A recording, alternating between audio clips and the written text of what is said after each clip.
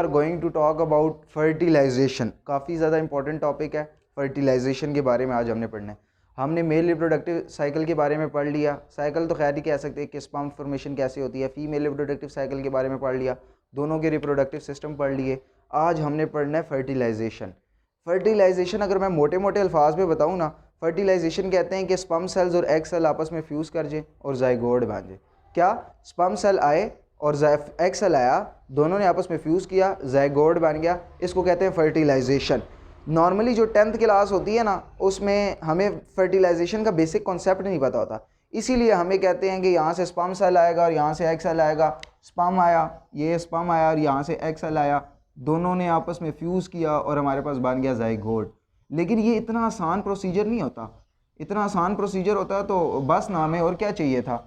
ये इतना आसान नहीं होता कि स्पर्म आया और स्पर्म ने आके एकदम एग सेल के साथ फ्यूज़ किया और जाइगोट बन गया।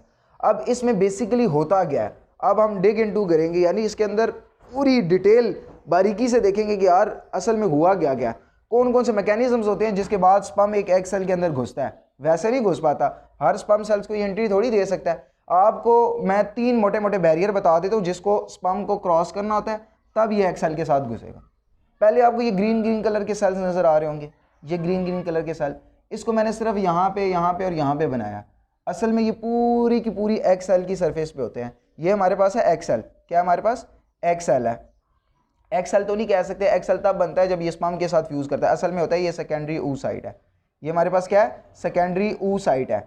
सेकेंडरी oocyte है। इसके इर्द गिर्द 3 बड़े बड़े बैरियर होते हैं जिसको स्पर्म को क्रॉस करना होता है। पहला बैरियर हमारे पास ये ग्रीन कलर के सेल है। इन सेल्स का नाम होता है कोरोना रेडिएटा। कोरोना वायरस है ना, कोरोना रेडिएटा सेल्स। अब इसको कोरोना रेडिएटा सेल्स क्यों कहते हैं?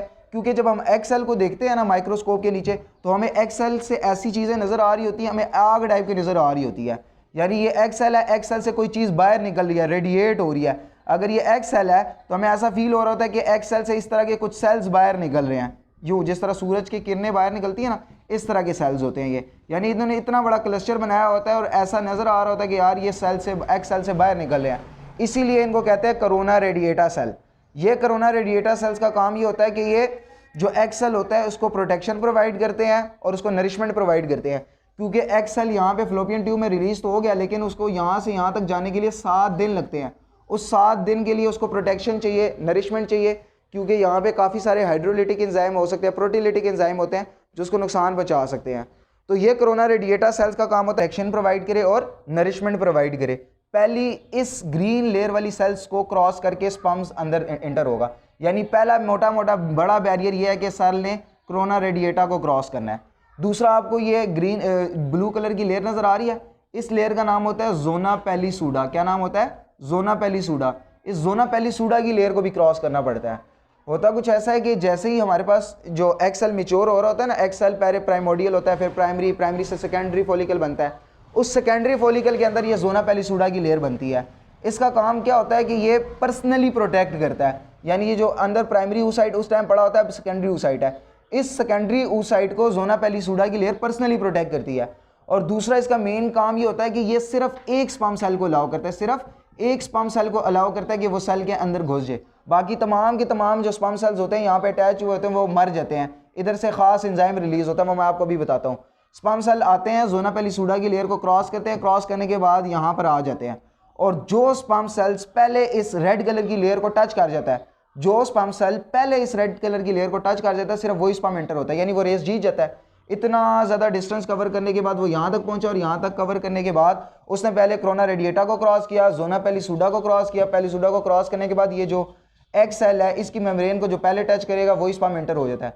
बाकी यहाँ पे एंजाइम्स बने होते हैं जिनको हाइड्रोलिटिक एंजाइम कहते हैं, फ़ौरन वो रिलीज हो जाते हैं और बाकी स्पर्म सेल्स मर जाते हैं। यानी ये जो जोना पेलिसूडा की लेयर है, ये क्या काम कर रही है? सिर्फ एक स्पर्म सेल को अलाउ करती है कि वो सेल के अंदर एंटर हो जाए। तो स्पर्म सेल्स ने पहला क्या काम करना है? कोरोना रेडिएटा की लेयर को क्रॉस करना है। फिर स्पर्म सेल्स ने जोना पेलिसूडा की लेयर को क्रॉस करना है। और तीसरा, फिर स्पर्म सेल ने ये जो सेल मेम्ब्रेन है, ये जो एग सेल है, इसकी लेयर को क्रॉस करना है। एग सेल की लेयर को, इसको क्रॉस करके सेल अंदर, स्पर्म सेल का जो डीएनए होगा वो अंदर आएगा। यहाँ पे स्पर्म सेल्स का डीएनए आ जाएगा। मैं डिफरेंट कलर से बना देता हूँ ताकि हमें पता लग जाए।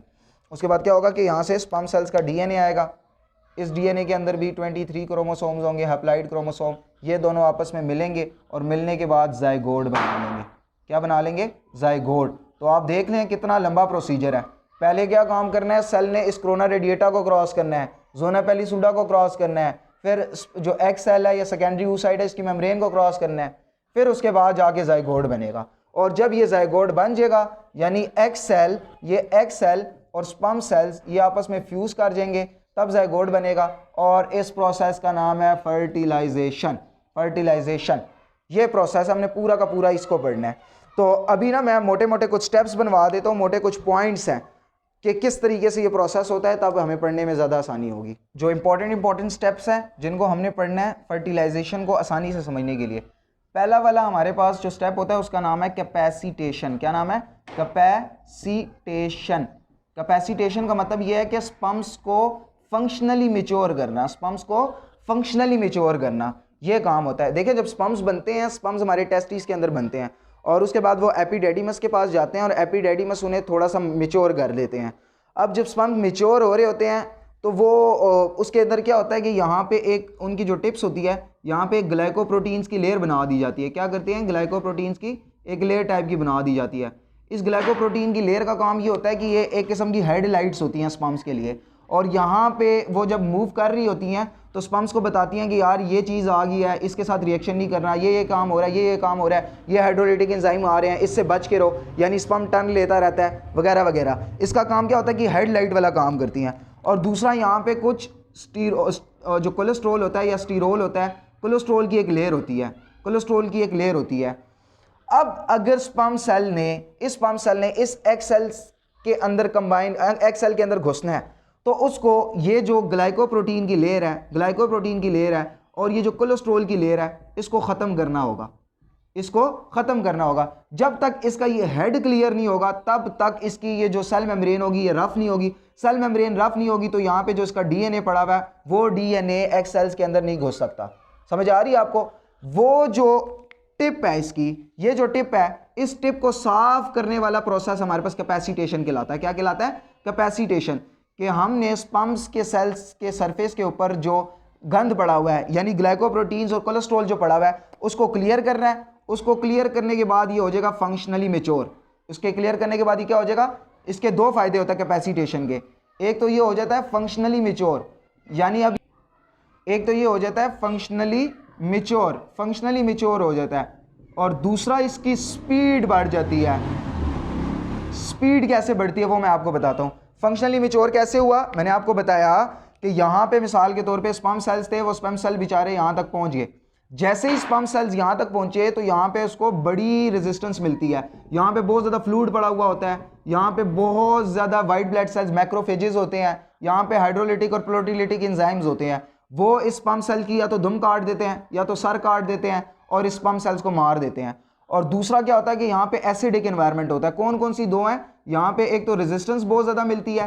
क्या मिलती है? रेजिस्टेंस बहुत ज़्यादा मिलती है स्पर्म सेल्स को। और दूसरा यहाँ पे एसिडिक एनवायरनमेंट होता है, एसिडिक एनवायरनमेट। अब स्पर्म सेल्स बेचारों को क्या करना होता है कि इस एनवायरनमेंट से बहुत तेज़ी से गुजरना होता है, बहुत ज़्यादा तेज़ी से, ताकि वो किसी तरीके से एक सेल्स के पास पहुँचे और फर्टिलाइजेशन कर सकें। यहाँ पर इस स्पर्म सेल्स को अपनी स्पीड बढ़ानी होती है।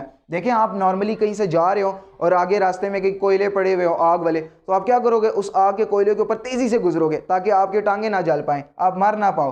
तो इसी तरह जो स्पर्म सेल्स होते हैं जब ये यूट्रस से गुजर रहे होते हैं तो यहाँ पे एसिडिक एनवायरनमेंट होता है और स्पर्म सेल्स को चाहिए होता है बेसिक एनवायरनमेंट। तो इसीलिए स्पर्म सेल्स क्या करते हैं? यहाँ से तेज़ी से गुजरने की कोशिश करते हैं। और दूसरा इन्हें यहाँ पे रेजिस्टेंस मिलती है। क्यों? क्योंकि यहाँ पे माइक्रोफेजेस होते हैं, यहाँ पे बहुत ज़्यादा फ्लूइड पड़ा हुआ होता है। वो फ्लूइड क्या करता है? कभी इसकी दुम काट देता है, कभी हेड काट देता है, कभी वगैरह वगैरह। तो उसके लिए क्या होता है? कैपेसिटेशन का प्रोसेस होता है। कैपेसिटेशन के प्रोसेस में क्या होता है कि इनके यहाँ पे जो जितनी भी ग्लाइकोप्रोटीन्स बनी हुई होती है, कोलेस्ट्रॉल मौजूद होता है, तो यहाँ पे जो हाइड्रोलिटिक एंजाइम होते हैं वो आके इनकी जो हेड होती है उसको क्लियर कर देते हैं। जैसे इनकी हेड क्लियर होती है तो इनके यहाँ पर एक चैनल होते हैं जिनका नाम होता है कैल्शियम चैनल। दोबारा समझिए, जैसे ही यहाँ पे ग्लाइकोप्रोटीन की हेड, जो ग्लाइकोप्रोटीन की लेयर थी और कोलेस्ट्रॉल की लेयर थी वो एकदम रिमूव हो गई है, यानी ये फंक्शनली मैच्योर हो गया। तो साथ ही यहाँ पे कैल्शियम चैनल होते हैं वो ओपन हो जाते हैं, और कैल्शियम चैनल ओपन होने की वजह से यहाँ पे लार्ज अमाउंट में कैल्शियम आइंस एंटर होना स्टार्ट हो जाते हैं। जैसे ही कैल्शियम आयंस एंटर हुए इनकी स्पीड एकदम बढ़ जाएगी। दोबारा समझे, पहला काम क्या है, स्पर्म सेल्स ने कैपेसिटेशन स्पर्म सेल्स की करनी है, स्पर्म सेल्स को फंक्शनली मैच्योर करना है। स्पर्म सेल्स को फंक्शनली मैच्योर क्यों करना है, क्योंकि जैसे ही स्पर्म सेल्स यूट्रस के अंदर इंटर हुए वहाँ पे उसको बहुत ज़्यादा रेजिस्टेंस मिली, वहाँ पे बहुत ज़्यादा एसिडिक इन्वायरमेंट था, स्पर्म्स बहुत ज़्यादा मर रहे थे। स्पर्म्स को स्पीड बढ़ानी थी, स्पीड बढ़ाने के लिए इसकी जो हेडलाइट्स थी यानी जो ग्लाइकोप्रोटीन्स की लेयर थी और कोलेस्ट्रॉल की लेयर थी उसको ख़त्म कराया गया। उसको जैसे ही ख़त्म कराया गया यहाँ पे कैल्शियम चैनल्स थे वो ओपन हो गए, कैल्शियम चैनल्स ओपन हुए, इनकी स्पीड बढ़ गई और इनकी स्पीड बढ़ते बढ़ते बढ़ते वो यहाँ तक पहुँच गए।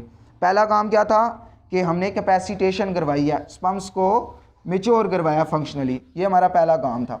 दूसरा काम क्या है, दूसरा काम फर्टिलाइजिंग एंटी फर्टिलाइजिंग रिएक्शन हो गया। यहाँ पे क्या होगा, fertilising anti fertilising reaction, anti fertilising reaction. अब इसका क्या काम है भाई, ये क्यों हो रहा है, इसका काम ये होता है कि ये स्पर्म्स को पहचाने कि यार ये जो स्पर्म आ रहा है ये ह्यूमन बीइंग का ही है, किसी घोड़े का स्पर्म तो नहीं आ गया, किसी और चीज़ का स्पर्म तो नहीं आ गया। और नॉर्मली हम टेस्ट ट्यूब बेबीज़ भी बनाते हैं, आपको पता है टेस्ट ट्यूब बेबीज़ में क्या होता है कि फीमेल से एग लिया जाता है और मेल से स्पर्म लिया जाता है, उसको बाहरी टेस्ट ट्यूब में ज़ायगोट बना दिया जाता है और फिर वो ज़ायगोट जाके उनके यूट्रस में इम्प्लांट कर दिया जाता है। ये टेस्ट ट्यूब बेबीज़ होती हैं। अब ये जो टेस्ट ट्यूब बेबीज़ बन रही होती है ना, इससे भी बचने के लिए और स्पर्म एग सेल चेक करता है कि यार ये जो स्पर्म सेल आ रहा है ये किस बंदे का है, ह्यूमन बींग्स का है या नहीं, उस ह्यूमन बींग के स्पर्म्स को पहचानने के लिए ये फर्टिलाइजिंग और एंटी फर्टिलाइजिंग रिएक्शन होते हैं। तो क्या बताया आपको कि हमारे पास पहला होगा कैपेसिटेशन, दूसरा होगा fertilising anti fertilising reaction. Fertilising anti fertilising reaction में क्या होगा कि ये पहचानेगा, आइडेंटिफाई करेगा कि यार ये स्पर्म किस स्पीशी का है, identify sperm, identify sperm, sperm को आइडेंटिफाई करेगा। देखिए साइंटिस्ट ने अक्सर काफ़ी सारी कोशिश की हुई है कि स्पीशीज़ को चेंज कर दिया जाए, जैसे हमारे पास खच्चर बना दिया गया, जो गधा था और उस घोड़ी थी उसका स्पर्म और एग सेल इन्फ्यूज़ करके खच्चर बनाया गया, म्यूल। इसी तरह साइंटिस्ट ने काफ़ी सारे और जानवरों के स्पर्म्स को मिक्स किया है ताकि हम किसी तरीके से वो घोड़ा बना से, आपको पता है ना घोड़ा, आपने अक्सर ड्रामों में देखा होगा, फिल्मों में देखा होगा, घोड़े के पर होते हैं, ओढ़ा होता है। बहुत सारी कोशिश की गई है कि यार हम किसी तरीके से जो बड़े बड़े पर होते हैं, मोर के हो गए, शतरमोर के हो गए, उनके परों वाला जो जीन है वो घोड़े के अंदर डाल दें और घोड़े के भी पर निकल आएँ और हमें अपनी करैक्टरिस्टिक्स और डिज़ायर प्रोडक्ट मिल जाए। इसी तरह हम गधे के अंदर दूध वाले स्पर्म्स डाल दें या जीन्स डाल दें जिसकी वजह से गधा भी दूध देने लग जाए, और भी मतलब गधी जो दूध देने लग जाए, और भी बहुत सारी जो स्पीशीज़ थी इसको इंटरमिंगल करने की कोशिश की गई है, यानी उनके जो डीएनए थे और एग सेल्स थे उनको फ्यूज़ करने की कोशिश की गई है। लेकिन हर एग सेल और हर स्पर्म सेल्स फ्यूज़ ही नहीं होते और ज़ायगोट नहीं बनाते। उसकी वजह ये होती है कि जो एग सेल होता है वो फर्टिलाइजिंग प्रोटीन रिलीज़ करता है और जो स्पर्म सेल होता है वो एंटी फर्टिलाइजिंग प्रोटीन रिलीज़ करता है, और ये दोनों आपस में एक दूसरे को पहचानते हैं। जिस तरह लॉक एंड की मॉडल होता है ना, बिल्कुल उसी तरह। यानी मिसाल के तौर पे ये मेरे पास एग सेल है, ये मेरे पास एग सेल है और इसके अंदर आपको पता है ये जोना पेलिसुडा की लेयर है और उसके बाद अंदर ये एग सेल की अपनी लेयर है और बाहर हमारे पास है कोरोना रेडिएटा की लेयर। ये ब्लैक वाली कोरोना रेडिएटा की लेयर हो गया, अंदर ये जोना पेलिसुडा की लेयर हो गई और तीसरा ये एग सेल की अपनी लेयर हो गया। 3 लेयर थी हमारे पास, ये जोना पेलिसुडा की है और वगैरह वगैरह। अब हमारे पास जैसे ही स्पर्म सेल यहाँ तक पहुँच रहा होता है, स्पर्म सेल यहाँ तक जैसे ही पहुँच रहा होता है तो ये फर्टिलाइजिंग नाम की प्रोटीन रिलीज़ करता है। एक तो इसका काम ये होता है कि ये स्पर्म्स को बताता है कि यार मैं इधर हूँ, जल्दी जल्दी से इधर पहुँच जाओ। स्पर्म सेल ज़्यादा से ज़्यादा उधर नहीं जाते, ये फंडस के पास नहीं जाते और यहाँ पे डिस्ट्रॉय नहीं होते। स्पर्म सेल्स को एक तो ये सिग्नल मिल जाता है, कीमोटैक्टिक सिग्नल मिलता है कि यार मैं इधर हूँ, जल्दी जल्दी से यहाँ पे पहुँचो। और दूसरा ये स्पर्म सेल्स को आइडेंटिफाई करता है। होता कुछ ऐसा है कि ये एग सेल है, ये एग सेल क्या करेगा, एक इंपॉर्टेंट फर्टिलाइजिंग प्रोटीन रिलीज़ करेगा और वो फर्टिलाइजिंग प्रोटीन क्या करती है, वो जाके सरफेस के ऊपर बाइंड हो जाती है। क्या करती है, सरफेस के ऊपर जाके बाइंड हो जाती है। इस फर्टिलाइजिंग प्रोटीन के पास स्पेसिफिक स्पर्मेटोजाइट्स होते हैं, यानी स्पर्म अटैचिंग साइट्स होते हैं। यहाँ पे स्पर्म आता है और स्पर्म आने के बाद यहाँ पर अटैच हो जाता है, स्पर्म आता है और स्पर्म यहाँ पे आने के बाद अटैच हो जाता है। यहाँ पे भी एक किस्म का जिस तरह लॉक एंड की मॉडल होता है ना, बिल्कुल उसी तरह स्पर्म के सरफेस के ऊपर भी रिसेप्टर होते हैं और इसके ऊपर जो फर्टिलाइजिंग प्रोटीन है इसके ऊपर भी एक खास रिसेप्टर होते हैं और दोनों आपस में एक दूसरे के साथ बाइंड करते हैं। अगर ये ह्यूमन स्पीशी का स्पर्म हुआ तो वो जो रिसेप्टर इसके ऊपर स्पर्म्स के सरफेस के ऊपर होंगे, ये फ़ौरन फर्टिलाइजिंग उसको पहचान लेगी, यानी फर्टिलाइजिंग और एंटी फर्टिलाइजिंग का रिएक्शन कामयाब हो जाएगा। जैसे ही रिएक्शन कामयाब होगा उसके बाद ये अलाउ करेगी कि यार अब आप कोरोना रेडिएटा की लेयर को क्रॉस करो, फिर आप जोना पेलिसूडा की लेयर को क्रॉस करो, फिर एक्सेल की लेयर को क्रॉस करो। अगर ये स्पर्म सेल इसके साथ फ्यूज करके, यानी ये इसको पहचानता नहीं है, फ्यूज तो कर गया लेकिन पहचानता नहीं है, जिस तरह लॉक एंड की मॉडल था, अगर सबस्ट्रेट के ऊपर एंजाइम आके अटैच हो गया, अगर वो दोनों एक जैसे होंगे तो सबस्ट्रेट से ES कॉम्प्लेक्स बन जाएगा, फिर उसके बाद प्रोडक्ट बन जाएगा। लेकिन अगर एक जैसे ना हुए तो बेशक एंजाइम आके सबस्ट्रेट के साथ अटैच कर जाए लेकिन वो खत्म हो जाएगा, रिमूव हो जाएगा। और ये जो एक्स सेल है इसको अलाउ ही नहीं करेगा कि स्पर्म सेल्स अंदर एंटर हो जाए। मैंने आपको क्या बताया, दो अभी तक आपको प्रोसेसेस बताए हैं। पहला काम क्या हुआ, कैपेसिटेशन हुई है। कैपेसिटेशन में स्पर्म्स को फंक्शनली मैच्योर किया गया, उसकी स्पीड बढ़ाई गई है। दूसरा काम क्या हुआ है कि स्पर्म्स ने फर्टिलाइजिंग एंटी फर्टिलाइजिंग रिएक्शन करवाया। स्पर्म्स ने तो नहीं कराया, एक्स सेल ने करवाया। एक्स सेल ने फर्टिलाइजिंग प्रोटीन रिलीज की और स्पर्म ने एंटी फर्टिलाइजिंग रिलीज की। दोनों के पास खास रिसेप्टर थे, दोनों बाइंड हुए। बाइंड होने की वजह से एक काम यह हुआ कि स्पर्म्स को आइडेंटिफाई कर लिया गया, और दूसरा काम यह हुआ कि स्पर्म्स का नंबर रिड्यूस हो गया। स्पर्म का क्या हो गया, नंबर रिड्यूस हो गया। यानी यहाँ पे जितने स्पर्म इसके साथ बाइंड करेंगे वही आइडेंटिफाई होंगे और वही सिर्फ एक्स सेल के अंदर जा सकते हैं। अगर स्पर्म सेल्स इसके साथ बाइंड नहीं करेंगे तो आइडेंटिफाई नहीं होंगे, आइडेंटिफाई नहीं होंगे तो यहाँ पे नहीं जाएंगे। वरना इस जो एक्स सेल होता है इसके साथ लार्ज अमाउंट में स्पर्म यहाँ पे बाइंड हुए होते हैं। स्पर्म्स क्या हुए होते हैं, बाइंड हुए होते हैं। लेकिन हर स्पर्म कोई एंट्री तो नहीं दे सकता। अगर हर स्पर्म एंटर होने लग जाएगा तो मल्टीपल जाइगोट बन जाएंगे, विच इज इम्पॉसिबल काम। तो यहाँ पर हमने इस वीडियो में हमने ये दो प्रोसेस पढ़ लिए हैं कि पहले स्टेप में कैपेसिटेशन होता है और दूसरे में फर्टिलाइजिंग एंटी फर्टिलाइजिंग रिएक्शन होता है। बाकी जो नेक्स्ट स्टेप है फर्टिलाइजेशन के, वो नेक्स्ट वीडियो में देखते हैं इंशाल्लाह।